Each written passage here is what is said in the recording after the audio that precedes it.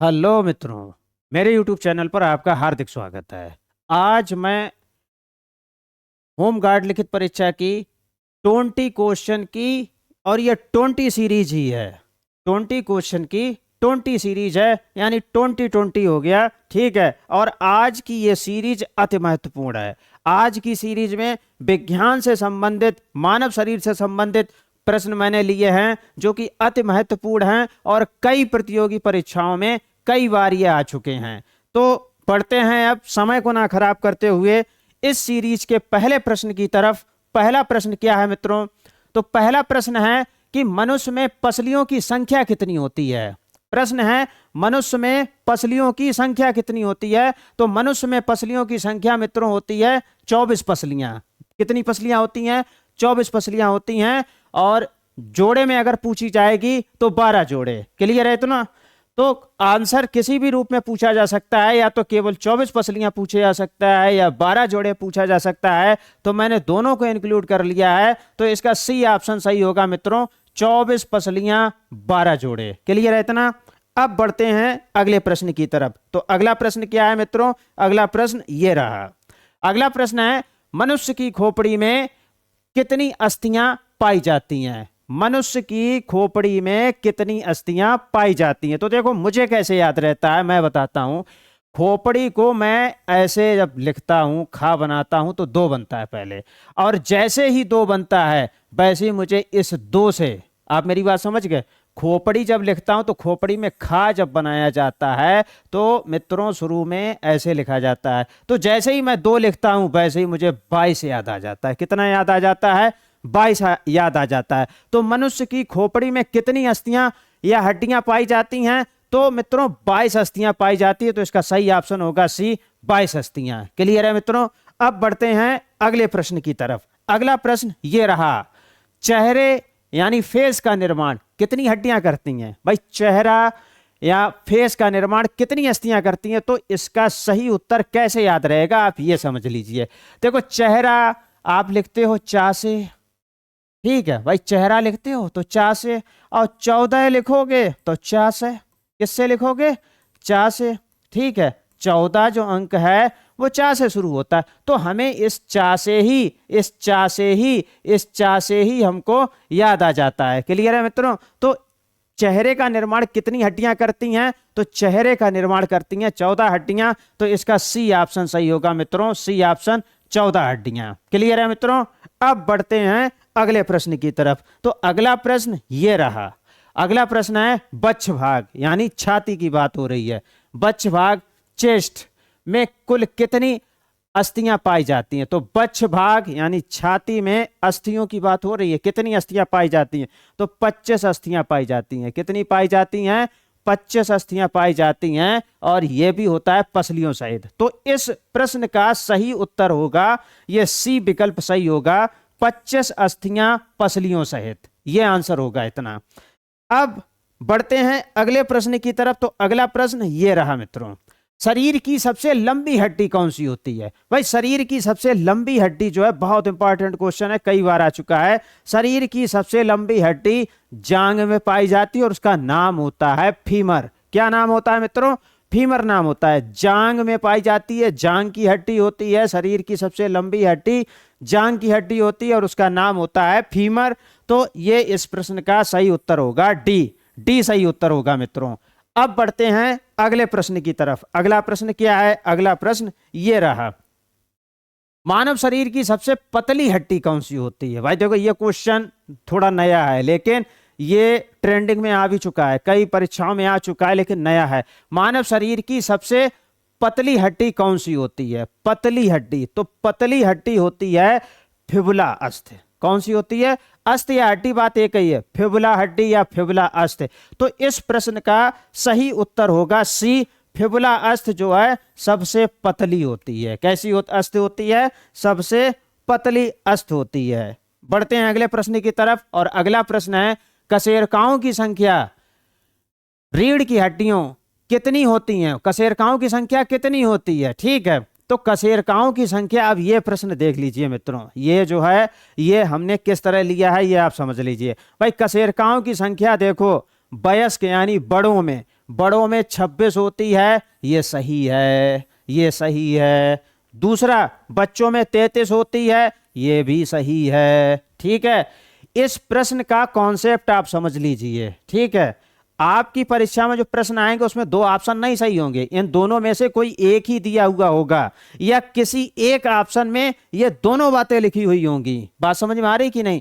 तो इस प्रश्न का कॉन्सेप्ट क्या है कि कशेरुकाओं की संख्या कितनी होती है, तो कशेरुकाओं की संख्या वयस्कों में यानी बड़ों में होती है 26 और शिशुओं में होती है 33। बड़ों में होती है 26 और शिशुओं में होती है 33। अब कुछ कैंडिडेट ये सोच रहे होंगे कि भाई शिशुओं में ज्यादा कैसे होंगी, बड़ा है और शिशु छोटा है, तो छोटे में ज्यादा और बड़े में कम, ये कैसे होगा? तो इसका भी कॉन्सेप्ट आप समझ लीजिए, इसका भी कॉन्सेप्ट आप क्लियर कर लें। देखिए, कशेरुकाओं की संख्या या फिर एक और बात है हड्डियों की संख्या। हड्डियां शिशुओं में अधिक होती हैं, हड्डियों की संख्या शिशुओं में ज्यादा होती है जबकि बड़ों में कम होती है। उसका मूल कारण क्या है? उसका मूल कारण यह है शिशुओं में यानी बच्चों में, छोटे बच्चों में हड्डियों की संख्या होती है ज्यादा। ठीक है, जब वो बड़े होते हैं तो कुछ हड्डियां आपस में जुड़ करके एक हड्डी बना लेती हैं, यानी कोई 2 हड्डी या 3 हड्डी मिलकर के आपस में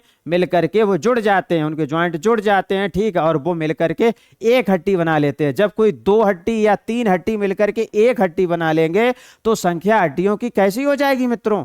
कम हो जाएगी। उसी तरह कशेरुकाओं की भी संख्या कम हो जाती है। ठीक है, समझ में आ रहा है कि नहीं?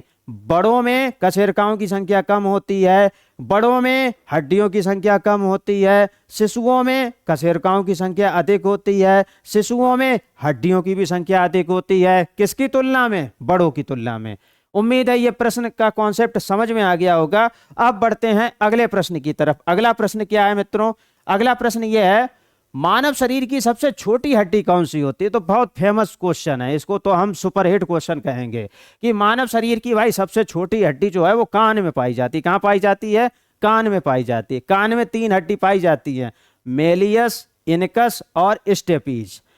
कौन कौन सी हड्डियां 3 पाई जाती हैं? मेलियस, इनकस और स्टेपीज। तो जो स्टेपीज जो हड्डी होती है वो सबसे छोटी होती है, पूरे शरीर की सबसे छोटी हड्डी स्टेपीज। क्लियर है इतना? अभी इससे पहले हम पढ़ा चुके पूरे शरीर की सबसे बड़ी हड्डी, तो जांघ की हड्डी, उसका नाम होता है फीमर। अब उसका अपोजिट क्वेश्चन कि भाई सबसे छोटी हड्डी और कहां पाई जाती है? उनने की कान में पाई जाती है और उसका नाम है स्टेपीज। तो इस प्रश्न का सही उत्तर होगा स्टेपीज, सी ऑप्शन सही होगा। अब बढ़ते हैं अगले प्रश्न की तरफ। अगला प्रश्न क्या है मित्रों? मानव शरीर की सबसे बड़ी ग्रंथ का नाम बताइए। भाई मानव शरीर की जो सबसे बड़ी ग्रंथ है उसका नाम है लिवर, यकृत। मानव शरीर की जो सबसे बड़ी ग्रंथ होती है वो लिवर होती है। ठीक है, यकृत होती है। ठीक है भाई, देखो एक सीधी सी बात है, इसको अंग्रेजी में लिवर कहते हैं। ठीक है, अब लिवर होता कैसे है? LIVE, इतना आप समझिए, लाइव। ठीक है, या ये जीवन से संबंधित होता है। किससे संबंधित होता है? जीवन। ये शब्द, ये टर्म भाई जीवन तभी होगा लाइव, भाई लाइव प्रसारण यानी जीवंत प्रसारण यानी जीवन वाला। तो जीवन के ज्यादातर काम यही लिवर करता है। लिवर, बात समझ में आ रही कि नहीं? लिवर, इसके नाम से आप समझिए, तो इतना बड़ा काम करता है कि उसका नाम ही लिवर रख दिया गया। हिंदी में उसे यकृत कहते हैं। तो भाई ये सबसे बड़ी ग्रंथ, ग्रंथ का क्या काम होता है? ये स्राव, रस निकालती है शरीर में। ठीक है, और रस जो निकलता है वो विभिन्न कामों में प्रयुक्त होता है। शरीर के अंदर जो क्रियाविध होती है उसमें कई जगह प्रयुक्त होता है ये। ठीक है, पाचन की क्रिया में कई तरह के सिस्टम अंदर चलते हैं तो उनमें उसकी जरूरत पड़ती है। तो मानव शरीर की सबसे बड़ी ग्रंथ होती है यकृत। ठीक है, यकृत यानी लिवर, तो इसका सी ऑप्शन सही होगा मित्रों। क्लियर है इतना? अब बढ़ते हैं अगले प्रश्न की तरफ। अगला प्रश्न क्या है? मानव शरीर के सबसे बड़े अंग का नाम बताइए। मानव शरीर के सबसे बड़ा अंग, आप समझिए बात, बड़ा अंग। तो अंग त्वचा, स्किन सबसे बड़ा अंग है। त्वचा एक अंग है मित्रों। क्या है? त्वचा एक अंग है। तो मानव शरीर का सबसे बड़ा अंग कौन सा होगा? त्वचा। इसका, इस प्रश्न का सही उत्तर होगा डी, त्वचा। क्लियर है मित्रों? अब बढ़ते हैं अगले प्रश्न की तरफ। अगला प्रश्न क्या है? मानव शरीर का सबसे व्यस्त अंग कौन सा है? भाई सबसे व्यस्त, बिजी अंग कौन सा है? तो मानव का जब जन्म होता है तो जन्म होते ही हृदय काम करना शुरू कर देता है। जन्म होते ही हृदय जो है धड़कना शुरू कर देता है और जीवन पर्यंत यानी मृत्यु तक हृदय धड़कता रहता है। तो सबसे बिजी अंग यानी व्यस्त अंग कौन सा होगा मित्रों? हृदय होगा। ठीक है, हार्ट इंग्लिश में इसे कहते हैं। ठीक है, हार्ट। क्लियर है इतना? डी ऑप्शन ये सही होगा। अब बढ़ते हैं अगले प्रश्न की तरफ। मानव के मस्तिष्क का भार कितना होता है? भाई मानव के मस्तिष्क का भार जो है वो 1400 ग्राम होता है लगभग। कितना होता है मित्रों? 1400 ग्राम। मानव के मस्तिष्क का भार, यह आ चुका है कई प्रतियोगी परीक्षाओं में, 1400 ग्राम होता है। कितना होता है मित्रों? 1400 ग्राम। इसका बी ऑप्शन सही होगा। अब बढ़ते हैं अगले प्रश्न की तरफ। मानव का हृदय सामान्य रूप से 1 मिनट में कितनी बार धड़कता है? भाई मानव का हृदय 1 मिनट में सामान्य रूप से 72 से 75 बार धड़कता है। मानव का जो हृदय है वो 1 मिनट में 72 से 75 बार धड़कता है। ये बी ऑप्शन सही होगा। ये एक सामान्य प्रश्न है जो कि अधिकतर कैंडिडेटों को आता होगा। आगे बढ़ते हैं। पित्त रस का निर्माण किस अंग में होता है? बेहद इंपॉर्टेंट क्वेश्चन है। अब इस क्वेश्चन से दो कॉन्सेप्ट आप समझिए। देखिए, पूछ रहा है कि पित्त रस का निर्माण किस अंग में होता है, निर्माण की बात हो रही। और एक क्वेश्चन ये होता है कि पित्त रस इकट्ठा कहाँ होता है। क्या है क्वेश्चन? इकट्ठा कहाँ होता है, इकट्ठा कहाँ होता है, ये होता है। इकट्ठा कहाँ होता है, स्टोर कहाँ होता है, एकत्रित कहाँ होता है। ऐसे भी पूछ लिया जाएगा कि एकत्रित कहाँ होता है। तो देखिए दोनों के उत्तर अलग अलग हैं। भाई पित्त रस का निर्माण बनाता कौन है? तो बनाता है भैया यकृत, लिवर बनाता है। डी। इस प्रश्न का सही उत्तर होगा डी। लेकिन इसका सही उत्तर क्या होगा कि भाई इकट्ठा कहाँ होता है? तो इकट्ठा होता है मित्रों पित्ताशय में। उसे गाल ब्लेडर बोलते हैं। क्या बोलते हैं? पित्ताशय। क्या बोलते हैं मित्रों? पित्ताशय। पित्ताशय, इसको इंग्लिश में गाल ब्लेडर भी कहते हैं। ठीक है, अब नाम से भी क्लियर है।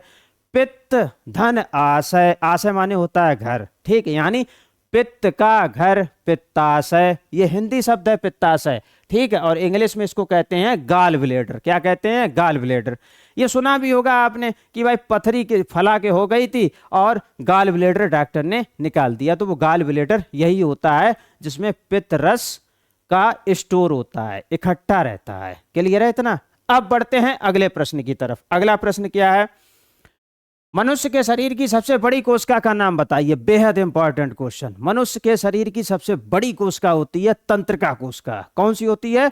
तंत्रिका कोशिका सबसे बड़ी कोशिका होती है। ठीक है, इसको अंग्रेजी में न्यूरॉन कहते हैं। क्या कहते हैं मित्रों? न्यूरॉन कहते हैं। तो इस प्रश्न का सही उत्तर होगा सी, तंत्रिका कोशिका यानी न्यूरॉन। अब बढ़ते हैं अगले प्रश्न की तरफ। अगला प्रश्न क्या है? हृदय के किस भाग में शुद्ध रक्त पाया जाता है? हृदय के किस भाग में शुद्ध रक्त पाया जाता है? तो देखो, शुद्ध रक्त कहां पाया जाता है? बाएं भाग में। कहां पाया जाता है? बाएं भाग में। क्लियर है इतना? तो इसका डी ऑप्शन सही होगा, बाएं भाग में पाया जाता है। मनुष्य के हृदय के किस भाग में शुद्ध रक्त पाया जाता है? बाएं भाग में। ठीक है, अब बढ़ते हैं अगले प्रश्न की तरफ। अगला प्रश्न है भाई हृदय के बाएं भाग में रक्त कहां से आता है? तो देखिए, अब इस प्रश्न को उससे जोड़ के हम बताते हैं। शुद्ध रक्त बाएं भाग में। अब बाएं भाग में रक्त आता कहां से है? तो भाई रक्त शुद्ध कौन करता है? शुद्ध रक्त का मतलब होता है मित्रों कि रक्त में यानी खून में ऑक्सीजन घुल गई, ऑक्सीजन मिल गई। ठीक है, बिना ऑक्सीजन वाला रक्त अशुद्ध कहलाता है और ऑक्सीजन वाला रक्त शुद्ध रक्त कहलाता है। तो भाई ऑक्सीजन मिलाता कौन है? तो देखिए ऑक्सीजन कौन मिलाता है, अब आप समझ लीजिए। ये सांस हमने ली, अब ये सांस ऑक्सीजन अंदर गई, अब कहां तक गई? फेफड़ों तक गई। कहां तक गई? फेफड़ों तक गई। क्लियर है इतना? अब फेफड़े ही रक्त में ऑक्सीजन घोलने का काम करते हैं। क्लियर है मित्रों? फेफड़े ही रक्त में ऑक्सीजन घोलने का काम करते हैं, यानी फेफड़े ही रक्त को शुद्ध करते हैं। भाई शुद्ध रक्त का मतलब हम बता ही चुके हैं कि शुद्ध रक्त का मतलब ऑक्सीजन में, रक्त में ऑक्सीजन मिली हुई होगी। ठीक है, तो इस प्रश्न का सही उत्तर क्या होगा कि हृदय के बाएं भाग में रक्त कहां से आता है? तो बाएं भाग में रक्त आता है मित्रों फेफड़ों से आता है। कहां से आता है? फेफड़ों से आता है। बाएं भाग में शुद्ध रक्त होता है, शुद्ध करने का काम फेफड़े करते हैं, और शुद्ध का मतलब होता है कि ऑक्सीजन उसमें घोल दो। क्लियर है इतना? अब बढ़ते हैं अगले प्रश्न की तरफ। अगला है पौधे के सभी भागों के नाम बताइए। बेहद सरल प्रश्न है। ठीक है, ये इसलिए ले लिया ताकि आप पढ़ते पढ़ते ऊब गए हो तो एक सरल प्रश्न भी हमने ले लिया, ठीक है। पौधे के जो भाग होते हैं वो जड़, तना, पत्ती, फूल, फल। क्लियर है इतना? जड़, तना, पत्ती, फूल, फल, ये पौधे के भागों के नाम हैं। अब जड़ की सतह पर छोटे छोटे रोए पाए जाते हैं। क्या पाए जाते हैं मित्रों? जड़ की सतह पर छोटे छोटे रेशा रोए पाए जाते हैं, ठीक है। तो जड़ की सतह पर जो छोटे छोटे रोए पाए जाते हैं ना, वो रोए कहलाते हैं मूल रोम। क्या कहलाते हैं? मूल रोम। देखो, मूल नाम होता है जड़ का, मूल नाम होता है जड़ का। अब मूल की अंग्रेजी होती है रूट। क्या होती है? रूट, ROOT, रूट, ठीक है। और रोम या रोए की अंग्रेजी होती है हेयर, ठीक है। तो रूट हेयर या मूल रोम।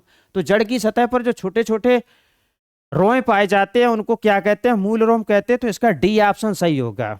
मित्रों, उम्मीद है कि आपको यह सीरीज बेहद पसंद आई होगी। यदि इस तरह की सीरीज का नोटिफिकेशन आपको लगातार मिलता रहे तो इसके लिए आप चैनल को सब्सक्राइब अवश्य करें, बेल आइकन अवश्य प्रेस करें। और हाँ, इस सीरीज अब आने वाली सीरीजों में मैं 15 तारीख के बाद क्वेश्चन की संख्या बढ़ा दूंगा और क्वेश्चन मॉडरेट की तरफ अब पहुंचेगी जीएस, ठीक है। बेहद आनंद आएगा आपको जीएस तैयार करने में। आपकी बड़े आनंद पूर्वक जीएस मैं तैयार करवा दूंगा, यह मेरा वायदा है। अगर वीडियो अच्छा लगा हो तो लाइक एवं शेयर अवश्य करिए। अगर आपका कोई रिश्तेदार साथी तैयारी कर रहा हो तो उस तक चैनल का लिंक अवश्य आप शेयर करें। वीडियो देखने के लिए आपका बहुत बहुत धन्यवाद।